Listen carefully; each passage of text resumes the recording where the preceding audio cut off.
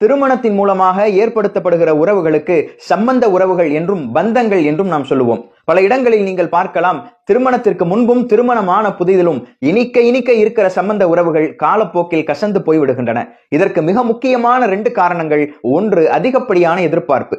மாப்பிள்ளை வீட்டார்கள் எதிர்பார்க்கிறார்கள், நாங்கெல்லாம் மாப்பிள்ளை வீட்டுக்காரங்க, நாங்க வந்தா இந்த கண்ணியம் செய்யணும், நாங்க வந்தா இந்த மரியாதை செய்யணும் என்கின்ற ஒரு எதிர்பார்ப்பு அவர்களிடம் இருக்கிறது. சில இடங்களில் பெண் வீட்டார்கள் அந்த எதிர்பார்ப்பை ஏற்படுத்தி விடுகிறார்கள். எப்படி ஏற்படுத்துகிறார்கள்?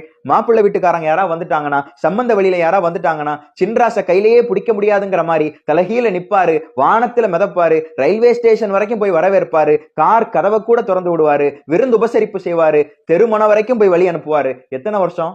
1 வருஷம் செய்வாரா? 1.5 வருஷம் செய்வாரா? 2 வருஷம் செய்வாரு. 2 வருஷத்துக்கு அப்புறம் வீட்டுக்கு வந்தா கூட வாங்கன்னு கேட்க மாட்டாரு. வீட்டை விட்டு வெளியே போறதுக்கு முன்னாடி வீட்டு கதவை சாத்திடுவாரு. அப்ப இவ்வளவு நாட்களாக எதிர்பார்க்காமல் கிடைத்து கொண்டிருந்த ஒரு கண்ணியம், ஒரு கம்ஃபர்ட் ஜோன் இனி கிடைக்காது என்கின்ற ஒரு உணர்வு பிறக்கிற போது அங்கே இயல்பான ஒரு விரிசல் ஏற்படுகிறது.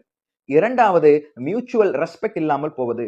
மாப்பிள்ளை வீட்டார்கள் எதிர்பார்க்கிறார்கள், எங்களுக்கு கண்ணியம் கொடுக்கணும், மரியாதை கொடுக்கணும். எந்த மரியாதையை அவர்கள் பெறுகிறார்களோ அதை அவர்கள் மீண்டும் பெண் வீட்டார்களுக்கு திருப்பி தர வேண்டும். ஆனால் பல இடங்களில் அந்த கண்ணியம், அந்த மரியாதை திருப்பி தரப்படுவதில்லை. அப்ப சம்பந்த உறவுகளுக்கு மத்தியிலே விரிசல் ஏற்படுவதற்கு மிக முக்கியமான 2 காரணங்கள். ஒன்று, அதிகப்படியான எதிர்பார்ப்பு. இரண்டாவது, மியூச்சுவல் ரெஸ்பெக்ட் இல்லாமல் போவது.